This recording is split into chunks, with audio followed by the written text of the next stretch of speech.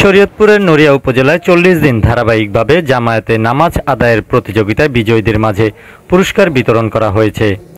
এই ব্যতিক্রমী আয়োজন করেছে মানবিক সংগঠন বন্ধন, মানব কল্যাণ সংস্থা ও ডাক্তার আব্দুর রাজ্জাক।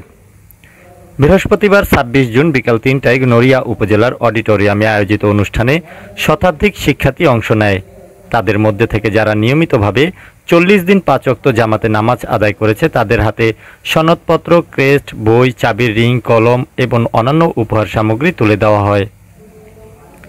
অনুষ্ঠানে বাছাইকৃত 5 জন বিজয়ীকে উপহার হিসেবে বাইসাইকেল প্রদান করা হয়। এ সময় অনুষ্ঠানে প্রধান অতিথি হিসেবে উপস্থিত ছিলেন নড়িয়া উপজেলা নির্বাহী কর্মকর্তা আমিনুল ইসলাম বুলবুল।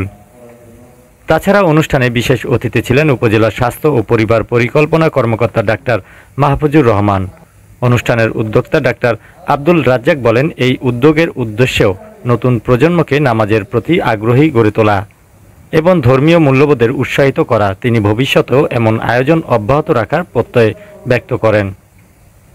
অনুষ্ঠানে অতিথি হিসেবে উপস্থিত ছিলেন নড়িয়া উপজেলা সিএইচসিপি অ্যাসোসিয়েশন সভাপতি আব্দুল বারেক ব্যাপারী, উপজেলা প্রেস ক্লাবের সভাপতি আব্দুল খালেক ইমন, সাংবাদিক মাহবুব আলম, সাংবাদিক এম এ জব্বার, বৈষম্য বিরোধী ছাত্র আন্দোলনের শরীয়তপুর জেলা যুগ্ম আহ্বায়ক এইচ এম আদর, শাহাদাত মাস্টার ওয়েলফেয়ার ফাউন্ডেশনের সাধারণ সম্পাদক জি এম ফরিদ বিএসসি, বিশিষ্ট ব্যবসায়ী মাহমুদুল হাসান প্রমুখ।